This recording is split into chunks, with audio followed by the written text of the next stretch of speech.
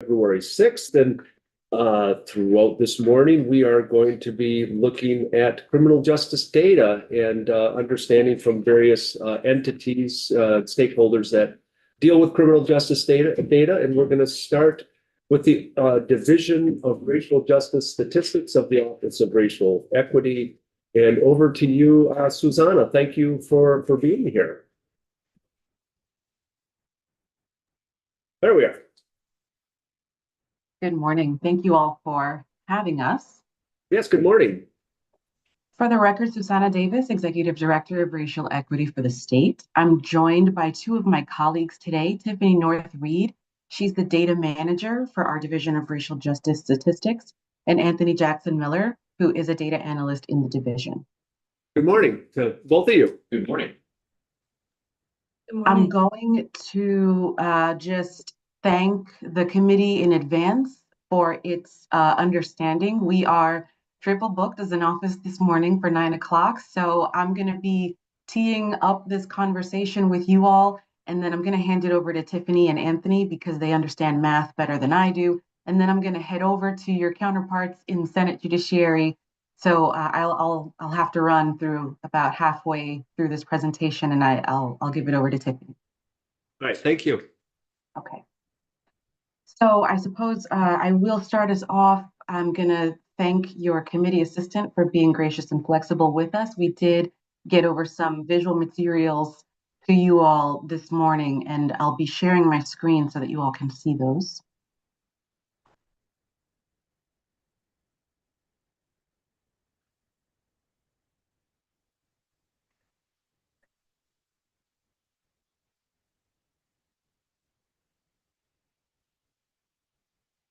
All right.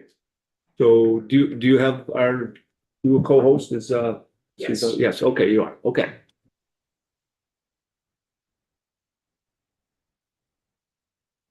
There we go. Okay, I can see your room, so I know that you can see my screen. So let's,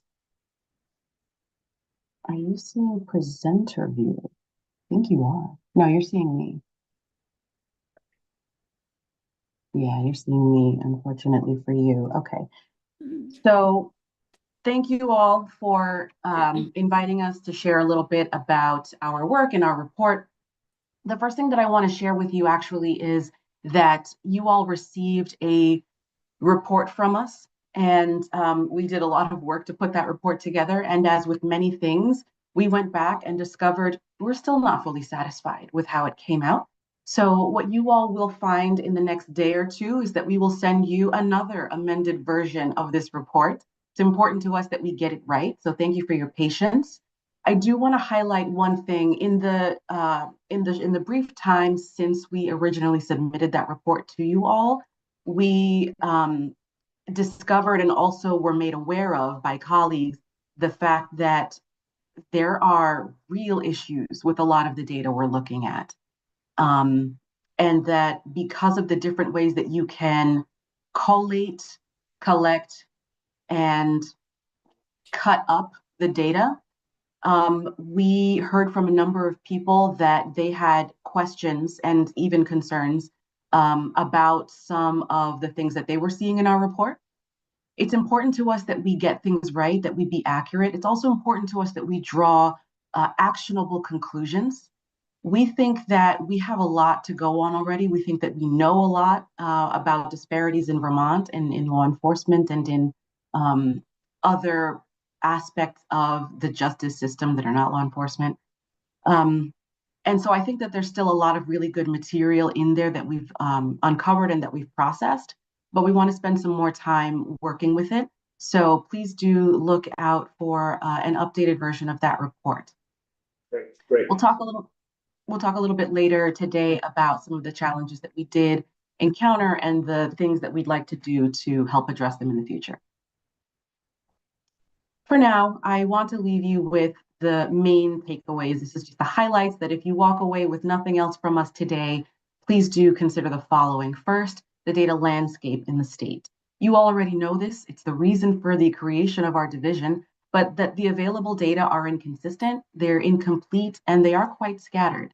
Our staff spent an unusual number of hours over the last couple of weeks just revising and reviewing and learning about all of the intricacies and the disparities in data. And I don't mean disparities in terms of outcomes of the people represented in the data. I mean disparate data sets.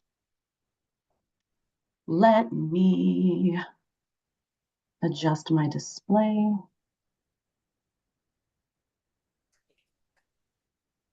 There we go. We also know that there's a lack of a shared understanding on what to report. We've seen this in the data sets. For example, when we look at things like traffic stop data, there are a lot of agencies around the state that still don't have a full understanding of what's required. A lot of data fields that are blank, that we are shocked that they are blank, and inconsistency in the way that people are completing certain fields. What that does is it makes the reviewers' work more difficult because it's hard to compare apples to apples when we're also getting pears and oranges in the mix. One takeaway for us that was really critical was we as a team are data professionals. And I'm saying we, even though I'm not a data professional, but I have a team of data professionals. And if even they are experiencing challenges and confusion and frustration using data that are publicly available, how on earth can we expect the public to be able to meaningfully engage, right? Are we setting them up for success or for failure from the start? The next category of insights I'd like to share is on interpreting of data. We know that because the data may be incomplete or inconsistent, it ends up making it harder for us to draw definitive conclusions. I know that data people and numbers people like to be really precise with language, don't like to make too much promising based on data. So we are really cautious, but there are certain things that we know, and there are certain things that we can say with confidence, right? We know that there are racial disparities in justice outcomes in the state of Vermont. And that's not just true in Vermont, it's true in many other jurisdictions around the country. This is something that we don't have to be shy about. We know that it's true. Really, it tends to boil down to what is the degree to which we are going to see disparity. It's not a matter of if, but how bad. The next thing is that we know that sometimes bias, discrimination can be more difficult to capture in data, and it may not be showing up in traditional statistical collection methods. Now, that's for a number of reasons. Sometimes people are willfully manipulating the data, but also sometimes it's just a matter of how data get collected. Remember, we tend to follow a sort of Westernist derived system of doing data science.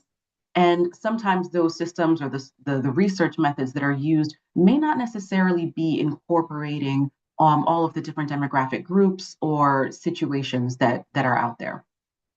And then, of course, the evergreen problem of statistical significance. One of the things that our office really struggles with for years now is that looking at data that are disaggregated by race is really difficult because we are often told that the N number is too small or that the data subset is not of statistical significance, which is mathematically perhaps correct and understandable, but socially, philosophically, ethically, deeply insulting.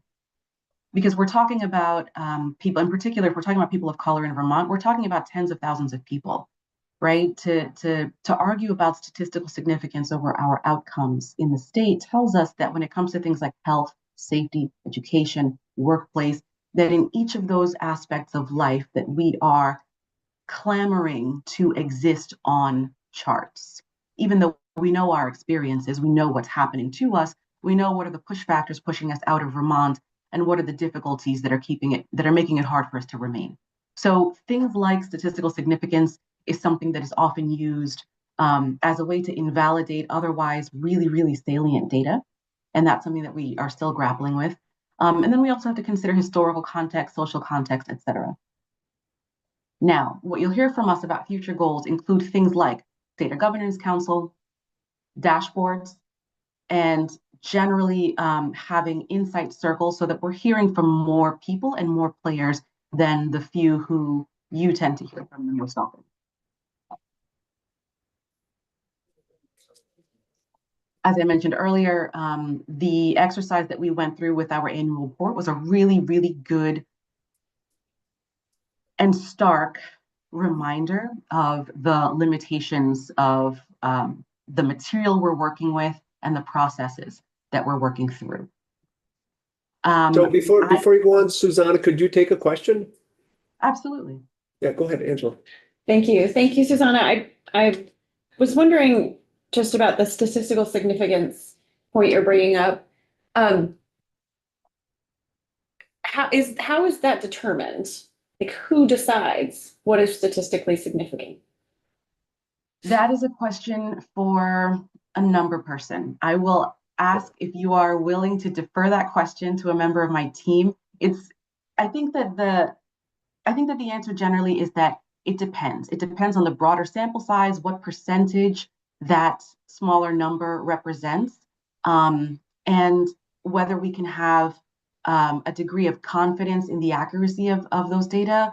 For example, we could take a sample size of a certain number of people in the state, but because of the way that the demographic breakdown is in the state in terms of who lives in Vermont, it might be the case that you have nobody from any other groups represented. You may have only dominant group members represented in that sample size, or you could take a sample size of the same number of people, but let's say you did it in a different geographic region where there is more diversity. Maybe now you have an outsized representation of different groups, and neither of those is going to be reflective of the broader population. So I think that's one consideration when it comes to who determines what's statistically significant. And I think it also depends on which data sets you're using. For example, I know that when it comes to things like census data, there is a thing that the government now does called differential privacy that I think it kind of wreaks havoc on population data for jurisdictions that have really small population groupings, such as municipalities. Think of places like Vermont, Alaska. I'm not going to go into the details of differential privacy, but I'm just going to say it's one out of very many, many things that can sometimes skew the numbers and make it so that we can't necessarily trust them. And therefore, that's where questions of statistical significance come about. But again, I know you have other data professionals coming in after me who I think can probably give you a better answer to that. Yeah, and thank you for that. And maybe my question truly is, in cases of where we cannot say something is statistically significant, how can we be more mindful of its significance? Yeah. The first thing that I'm going to say is that when we talk about statistical significance, that is a quantitative data determination. But there is a whole other body of data known as qualitative data. It's powerful, it's valuable, and despite what some people will tell you, it is absolutely critical for us having a complete understanding of an issue. So I would say that in cases where there are questions around the statistical significance of something that we're seeing, we should absolutely be coupling that with qualitative data to help us build a complete picture. We may only have 2 people in the state who've experienced a particular outcome, but if it's an awful outcome and if it's true and it's happening, we can still act. That's one piece of it, is look at qualitative data. The second piece is we can also look to other jurisdictions that are similar to Vermont who may have more robust or more thorough data sets. So I know that Vermont is a charming and very, very special and unique place, but there are a lot of ways in which we're very similar to other parts of rural white America. And so I think being able to borrow what we've seen from other jurisdictions also helps give us insight into some of the things that we're seeing when we can't necessarily trust the numbers or rely heavily on the numbers we're looking at. And then I think the third thing is not just relying on your advisors, entities like the RDAP and others, but also just looking at the history in Vermont, right? So for example, we may squabble over the degree to which there are certain disparities, but if we know that year over year over year there are disparities, we can act. So I think that taking all of those things into effect, historical trends, similarly situated jurisdictions, and also qualitative data, those are some of the strategies that we can use to overcome the hurdle of statistical significance. Thank you very much. Thank you. Thank you. I'll spend a couple of minutes just talking a little bit about the division, and in specific, what I want to do is just remind the committee about what are some of the things, the tasks and deliverables that you all are expecting from us. I'll do this kind of quickly. Oh, just kidding. First, I want to talk about the mission and the purpose. So both of these, of course, come from the statute. So this is the mission and purpose that you all have bestowed upon us. Of course, our mission, according to Act 142 of 2022, which, of course, puts the governing statute of 3 VSA section 5014-ish, 1516, is to collect and analyze data relating to racial disparities with the intent to center racial equity through those efforts. Of course, the purpose of the division more explicitly is to create, promote, and advance a system and structure that provides access to appropriate data and information, and that ensures privacy interests are protected and principles of transparency and accountability are clearly expressed. This is really important because it's not just about the nuts and bolts work that we're doing, right? That's creating, promoting, and advancing a system, but also it includes certain ethical and philosophical markers in here, right? Transparency, accountability, privacy. These are super important.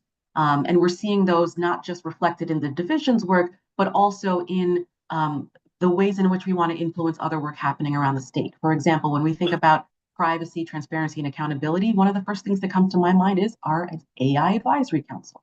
It's one of many examples, but there's a lot of intersection with this work and with what the division is asked to do. We have, as I mentioned to you before, a manager. We also have one analyst, one vacant analyst position that's been tough to recruit for, and then one temporary analyst position. This is for a grant-funded project that we're a part of. So we've been extremely grateful to have that second analyst on board. That's Anthony, who is on the call. And also we are planning for a near future when we no longer will have that position, particularly because that grant has a focus on equity and it is federally funded. And we know that right now the shenanigans coming out of DC are making it really difficult for us to be confident that federally funded work with an equity lens is going to continue to be funded. So those are some of the uncertainties swirling around our staffing situation. What we do as a division, and of course, all of this is pulled from statute, we work collaboratively with state and local law enforcement agencies to collect data. We collect and analyze data, and then we conduct info sharing and gap analyses. Maintaining an inventory of technology assets, maintaining a data dictionary, developing a strategic plan for justice technology, developing agreements between agencies and memoranda of understanding, reporting monthly, of course, to 2 different work groups, the RDAP and the Racial Justice Statistics Advisory Council, reporting annually to you all, establishing, maintaining, and implementing a program for managing records, analyzing data to identify different stages of the justice system where you'll see racial bias, organizing those data to present it, and then, of course, presenting it to our advisory council. Developing and adopting data governance policy, which includes establishing systems for standardizing data collection and methods to make the data sharing easier. Recommending evidence-based practices and standards for others. Developing public use data files. Establishing which data are to be collected and which agencies, state and local, have those data.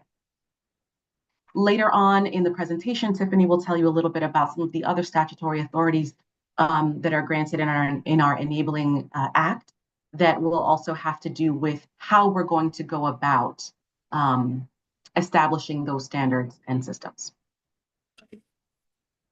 I'll stop here and hand it over to Tiffany. I'll give you all my thanks. I am getting a note that I am almost up in Senate Judiciary, so I do apologize for needing to leave.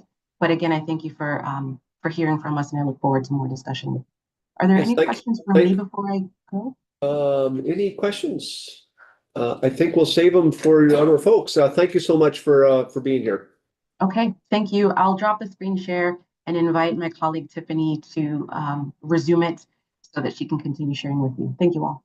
Thank you. Thank you, Susanna. Okay, let me start sharing my screen. And I just want to thank you for allowing us to be here to speak about the work that we're doing and addressing the report as well. I think it will be a good conversation for us. Let me share. I'm new at this, so give me a moment.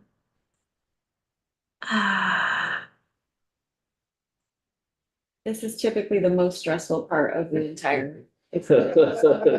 True. Certainly. And I can understand why. It is, I've heard great things about your group though, and I know you're doing great work, so I appreciate you.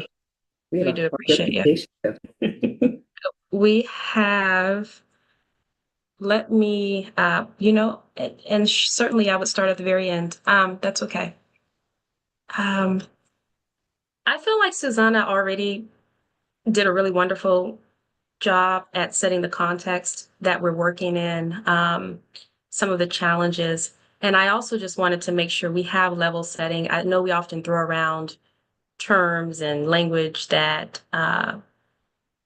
you know, can mean different things to different people. And I think as we're approaching this work, yes, we have the statistical language there in the background, but we're also grappling with the really, really tough topics that sometimes is hard to capture in a way that's meaningful. With that said, one of the things is we kind of move into talking more about the report and more of our work.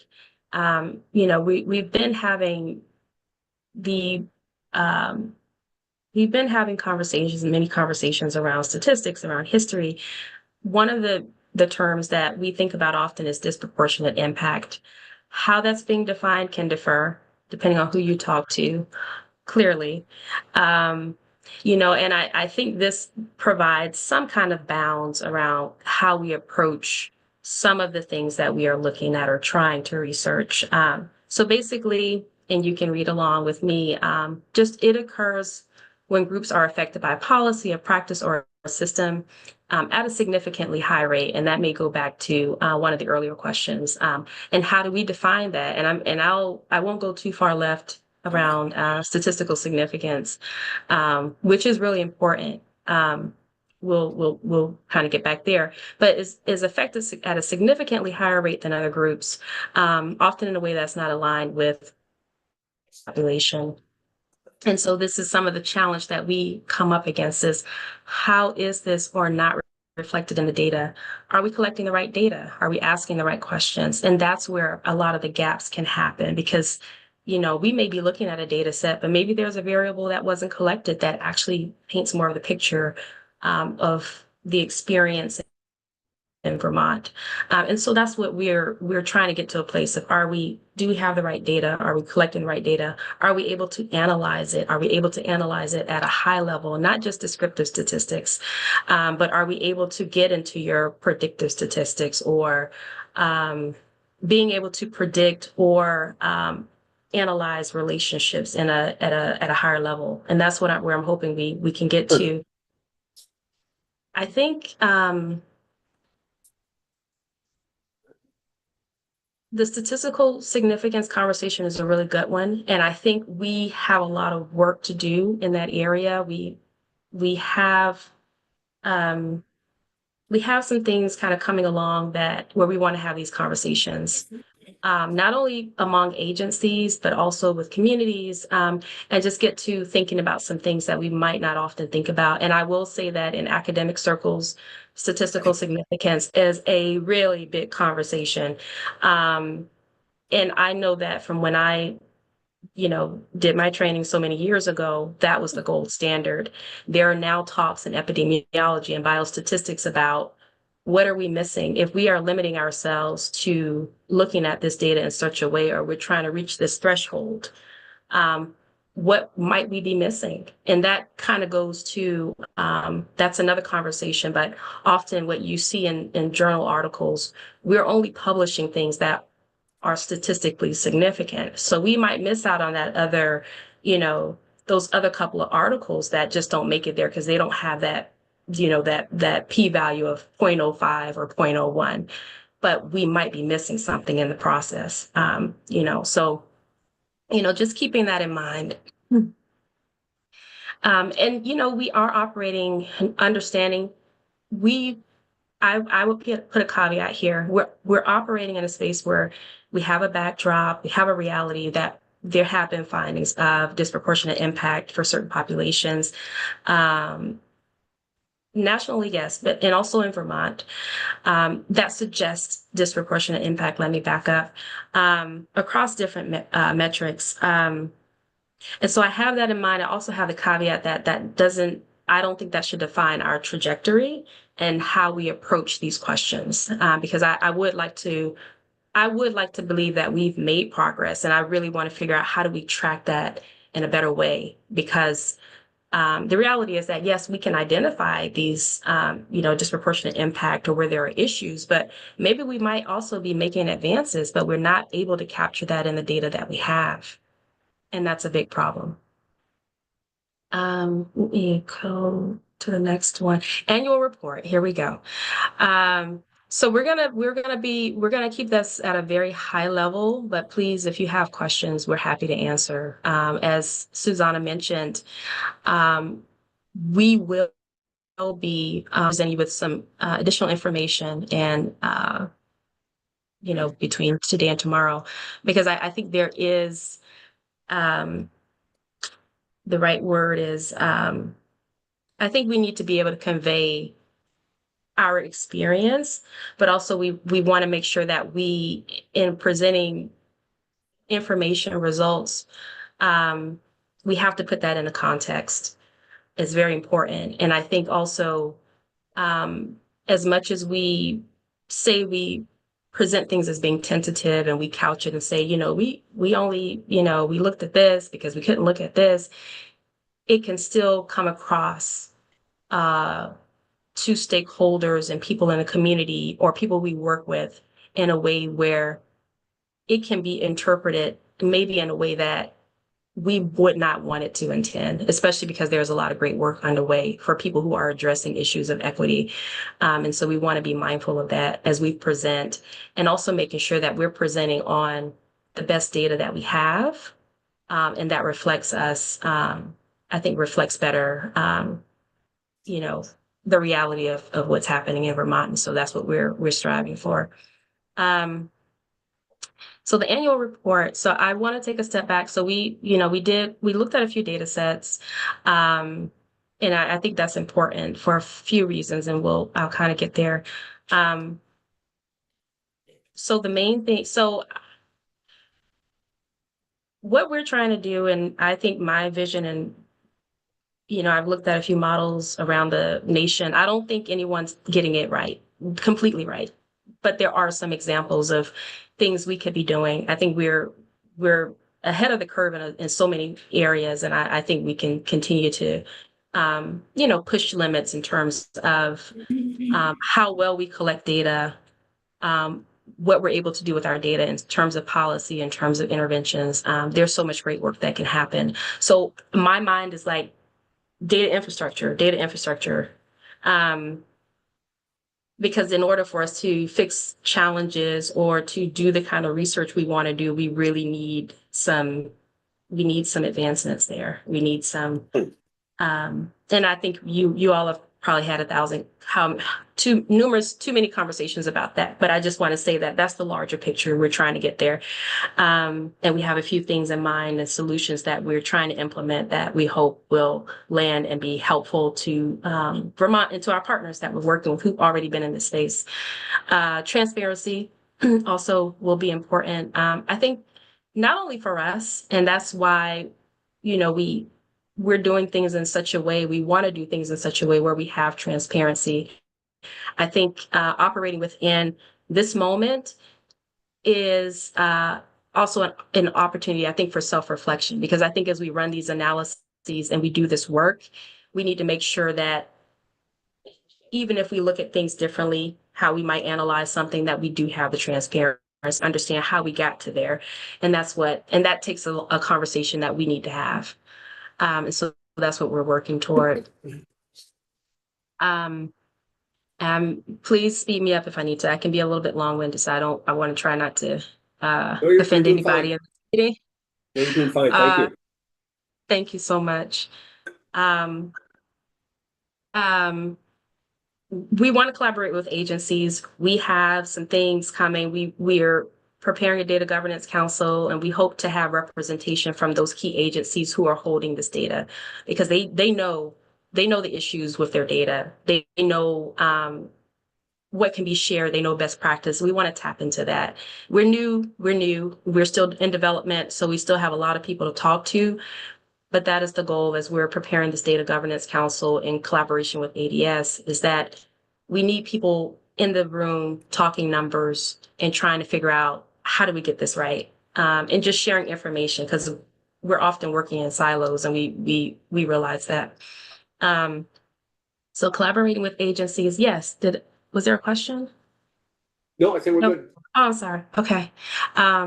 Collaborating with agencies, to strengthen the data infrastructure. I also am very personally passionate about elevating the topics around life course and data equity. Life course in particular, because I want us to be looking upstream, and I know Susanna talks about this significantly.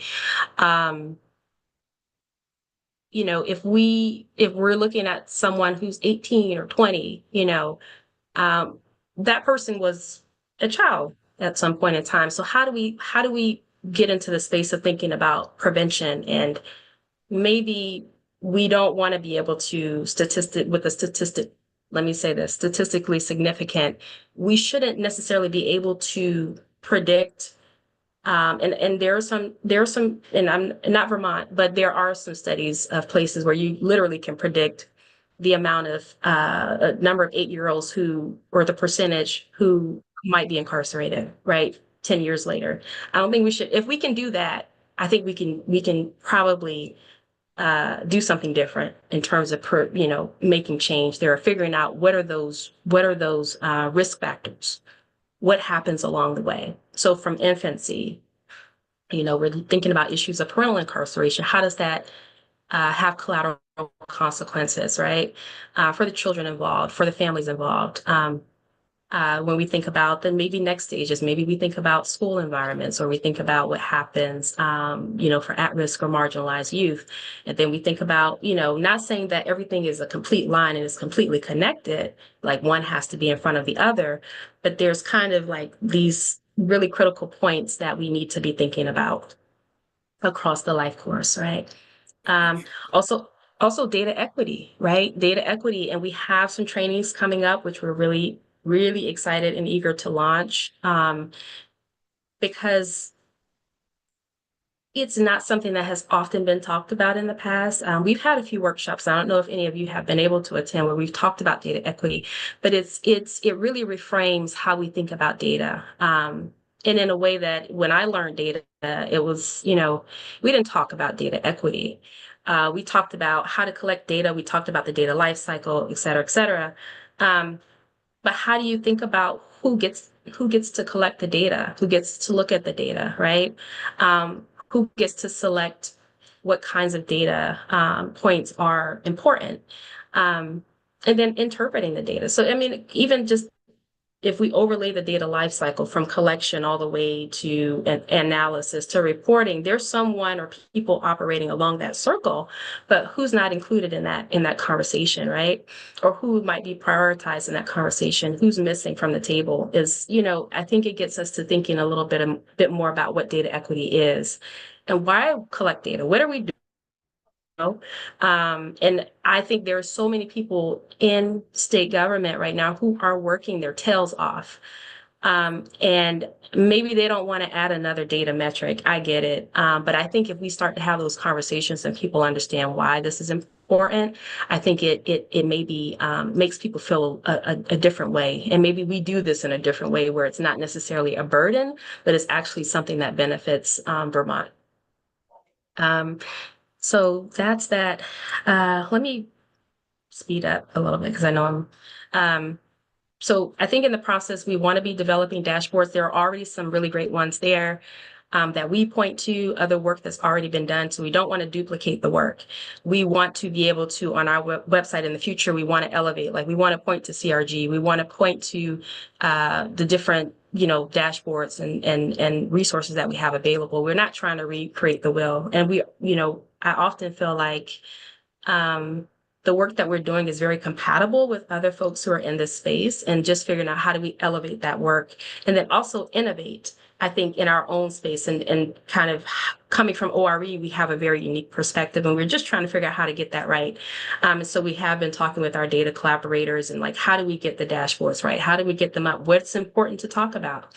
And I would say also elevating that life course, that kind of continuum, to keep it in people's minds, and maybe other people get ideas about what needs to happen based upon what we can present visually.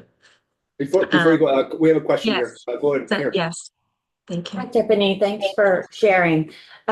Just on this piece on collaboration, because I'm definitely hearing the piece that a robust system of data collection is key to this. And you're saying how there's some systems that already exist. I'm wondering if you can speak to what are some of those agencies that you're collaborating with, and if you can just speak to those collaborations. Or are things working? Do we need to help with any of it? Like how is that working? That's a great question. And we have a lot of information to share. I have to speed up because I get kind of passionate about these conversations, and I think I'm taking a little bit too long to get to the point. But this is a great question. So right now, I want to highlight first the grant that we have from Building Bright Futures to focus on issues of early childhood, which I think has made us, stretch in different ways as we're kind of connecting the dots. That's been a wonderful collaboration because we also get to see another topic that also kind of intersects with us, and we get to share information, and we get to think about not only the wonderful things that are happening around early childhood, but how do we have a future forward thinking, like if we have children who maybe at an early age, how do we redirect? How do we make sure that we get those children on the right path? So it's making, I think we're having a conversation, and I'm looking forward to seeing where that work goes. And like I said, to echo Susanna, I'm very thankful that we do have representation in that space. We have a funded data analyst who's on the meeting as well, who is doing a lot of work. And I won't go into too much detail in case he would want to talk about some of that. Building Bright Futures preschool development grant. I would also say that when we're thinking about the juvenile justice space and the criminal justice, we are building those relationships. I think I have been I have wanted to be very cautious, and that's probably why you don't see me very often, because we have a lot of, I think, behind the scenes work that's happening. So the major partnership I think that you all facilitated is our work with ADS. So to build that data lake, the you'll see more of that work happening. It's often my frustration and my what I try to move through is that because we're working in the data space, there's often this thing that's happening often, that no one gets to see for a while. And I have to work through that. Because I think good work is coming visually. So the work with ADS is awesome. And you will see things through that collaboration that will be happening in collaboration with the Data Governance Council that we're bringing together. And so I'm kind of talking it a little bit around because it'll probably make sense.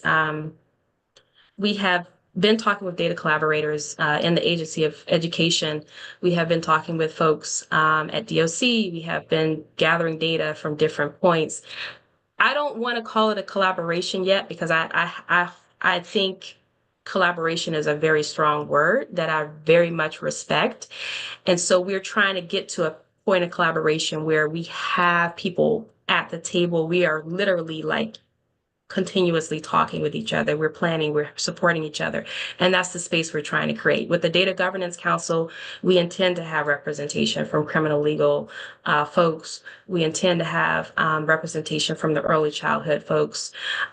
We will have, of course, representation from ADS. So we have the data folks in the room. We have the IT folks in the room to figure out what's the problem with the data and the platforms and all that good stuff. But I see those as our key relationships. And I think, and of course, CRG is someone that we respect in this space, who we want to be a part of what we're trying to do, and who can also guide us in ways that we may not even know at this point in time. I know we're missing some. I'm going to keep going because I know I can be a little bit long-winded, but does that give you a sense of, we have a lot of work to do, but I think we also have a lot of collaborators and partners. It just feels kind of like we're, I feel like it needs to be consolidated. Like we need to get all the people in the room and not necessarily we're having siloed kind of conversations or things we're working on together. And it's kind of like over here, but really bringing things together. No, that's helpful. Thank you. It just gives context of where you're at on this journey of collecting data and presenting that picture. Yes, we're early. We're early. We have a lot of work to do. But I'm very hopeful that we'll get more done this year, especially as we have, I don't know what my computer did something. Let me move on because I know I'm being probably taking maybe too much time. Anyhow, I think this kind of says some of the same stuff. We're trying to get to ensuring data integrity and just continually engaging stakeholders from agencies to communities to the public and basically toward addressing disproportionate impact. I will jump into the report and we just have about maybe 5 slides left. I'm going to move a bit quickly. I think I saw, I'm sorry, did I see Laura? No, okay. Well, so I'm going to, so our initial initial assessments, and you can define it how you want to. Like I said, this is a very, we've relied upon the data that we've seen before, and certainly we have references that show disproportionate impact. We have been able to, and we continue to work through the data sets that are publicly available, and there's a reason for that. And I just want to kind of share my thoughts on that. Initial assessments, very, very high level. Yes, we compared to when we think about that definition, the demographics of Vermont compared to the numbers that we see for some of these metrics is really important to think about. Now, whether we're going to have the data or the statistical significance remains to be seen, and that's what we're working toward. And I will say with that, that is part of the reason, because we do have concerns and our partners do have concerns about the publicly available data. We do need to amend that report for you all. But at the same time, I think it's very imperative that we continue to work with those data sets over the next few weeks. And I'm committed to improving those data sets in collaboration with the data holders, which are, of course, VCJC, DOC, AOE. And I think also DPS should certainly be part of the conversation because they bring great information. So we're committed to doing that. I think we also want to have the backroom look, like what's behind that data set, like what's the actual data, and that's in process. I also want to say that we have been hesitant to do that until it's right. And my general kind of initial thoughts on that is that it should happen under the Data Governance Council, because I want us to be looking at this data in a way that it is protected. We have all these bounds in place, so we don't have issues of, revealing anyone's, personal data. We want to make sure we're doing it right, and we have all the right people in the room when we go to pull that data set from DOC. That's de-identified. We want to be doing it right. And I also want to say that's why why I feel that the public data sets are so important for the work we're trying to do. So I don't want to brush those off, right? I feel like it's a first step. If someone in agency of education or someone in DOC wants to kind of get a sense of what kind of data, let's say DPS has, right?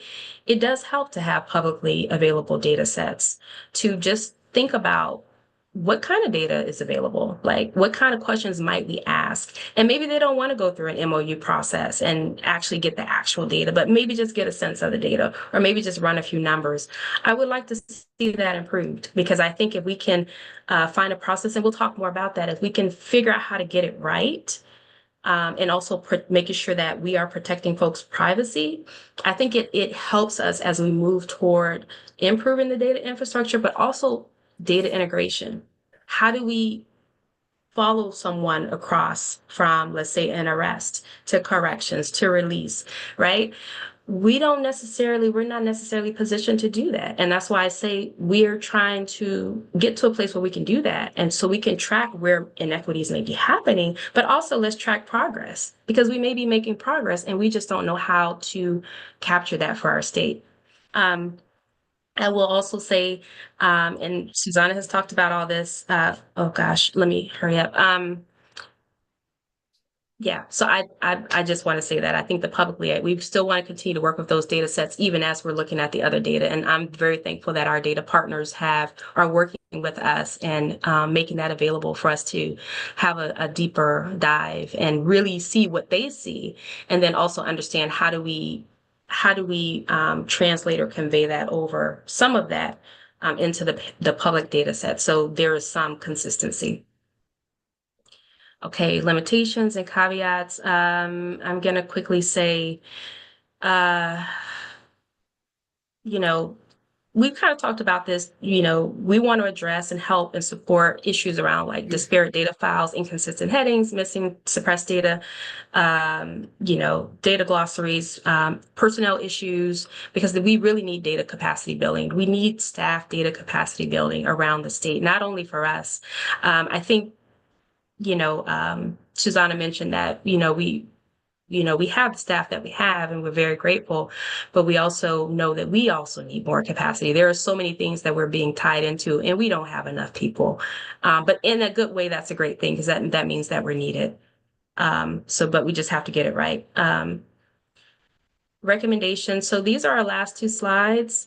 So before you go yes, ahead, absolutely. on that, there's certainly places where the legislature can help, and certainly making state statutes less vague is one of them. And I'm not asking you to point those out right now, but certainly would like to follow up a little bit on that, if that's an area that we can be of help, in addition to advocating for you folks getting the right resources. But just for future, I just want to note that for you. That we certainly need your support and your help in that area. Susanna has a lot to say about it, and one of our other colleagues who's not here right now. But even though we're on the data side of it, we try not to dabble too much in the policy side of it. But there are statutes around data that we probably can get a lot of work done. So Good. All right. Well, we'll look forward to that conversation. Thank you so much. Oh, okay, my screen. Okay, sorry. I'm going to make this quick because I know there may be questions, and I don't know, my colleague may have comments too. So I'm just going to run through this. These are some of the things that we have the ability to do in terms of improving data governance that we're committed to. And I think this exercise has been so important. I'm often in the data numbers world and wanting to be in the numbers world and being frustrated that we sometimes don't have the data that we need. And so this feels like a bit of a solution that I know Susanna was planning to do some work around, and especially now understanding, having dealt with some of the public data sets, which I still think are important because they kind of can tell us what's happening with the real data sets. And it's not necessarily anyone's fault, but that's just the nature of administrative data. It's not necessarily being collected for the purposes of research, and we understand that. So, how do we understand that, but also improve what we have at hand so we can do those really nice analyses that are will support the work. I won't go into detail here, so I know we're going to have a follow-up around statutes and some of the things that we hope to do. And so I'll leave that for another conversation. And these are just the additional things that we're working on that we touched on in our report and in this conversation. So how do we enhance data transparency, accessibility, and quality in collaboration with partner agencies like DPS, like DOC, like AOE, developing those dashboards, which will take some time because I think we need to get it right in order to foster that trust. And then also, how do we support the data staff capacity building in the state, also with us, and collaboration across the agencies? And we've already, we're already starting those conversations. We are working with VCJC to look at some of their data, also understanding that we have limitations because it will be a lot of data to look at. And there will be issues of data quality and things that take tremendous amounts of time and staffing. So we get that but we want to be supportive, and we have already started that collaboration. The other thing is strengthening the data governance and integration.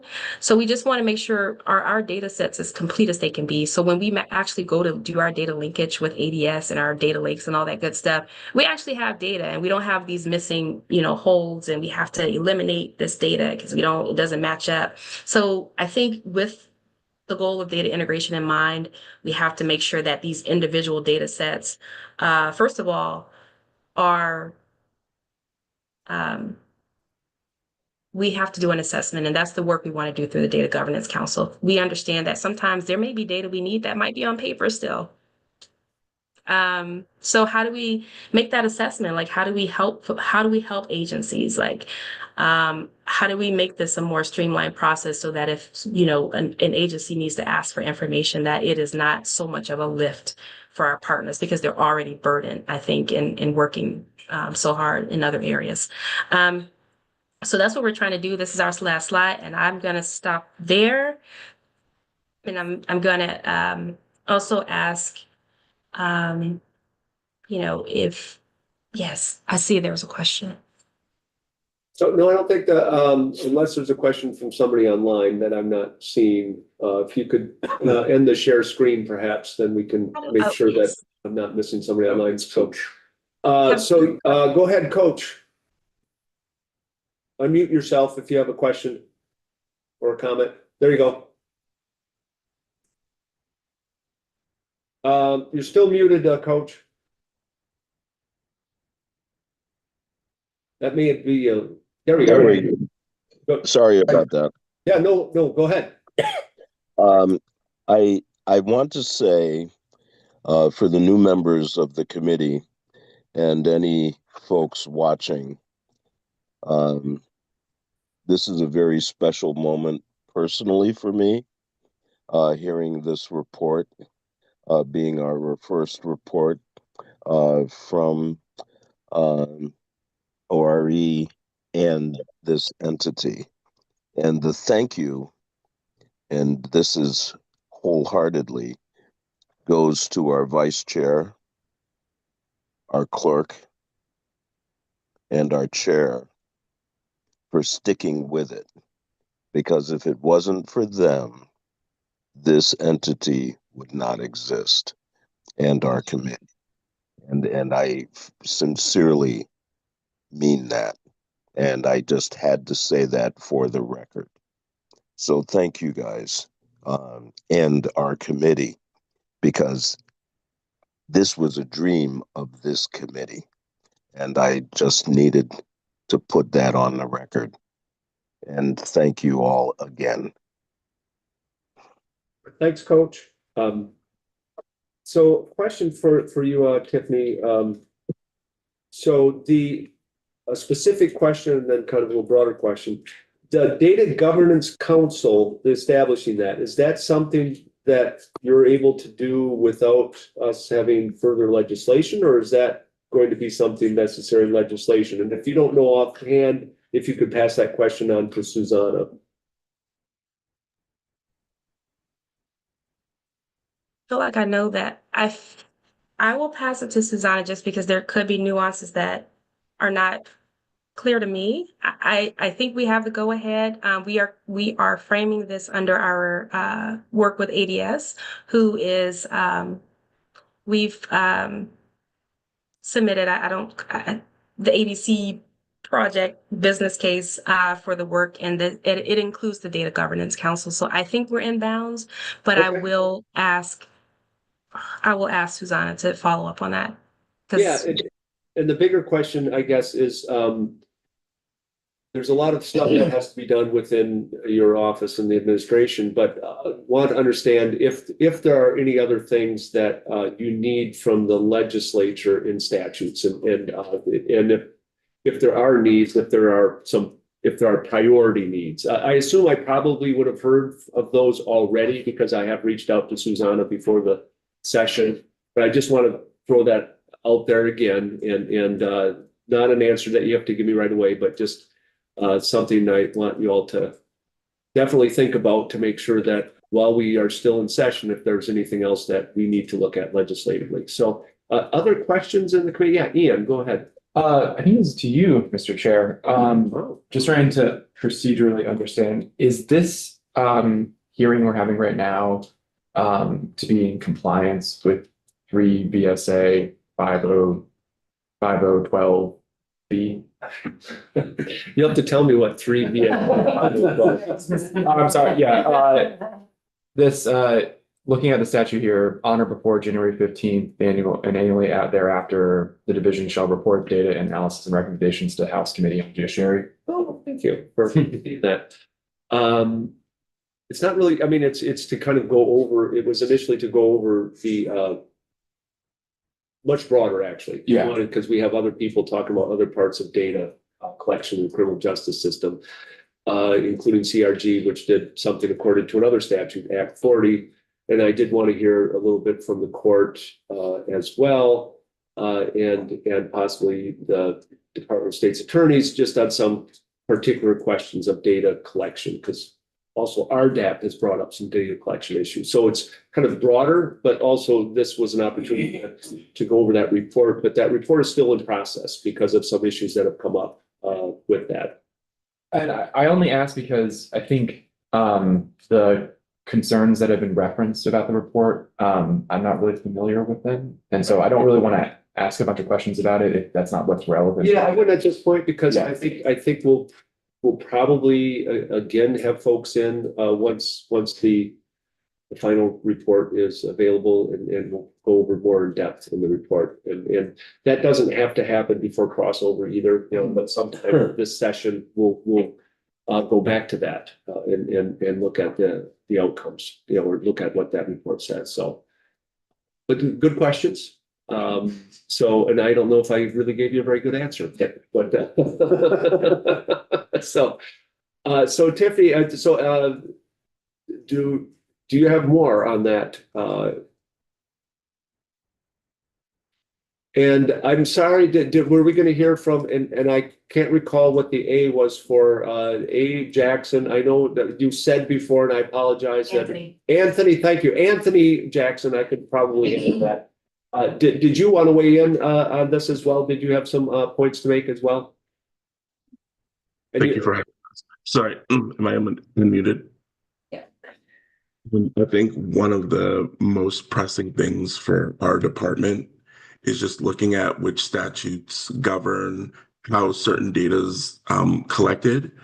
So we can make it standardized across the state, which may make it easier collecting it when we go and talk to agency and education, when we talk to DOC, when we talk to the Vermont VCJC.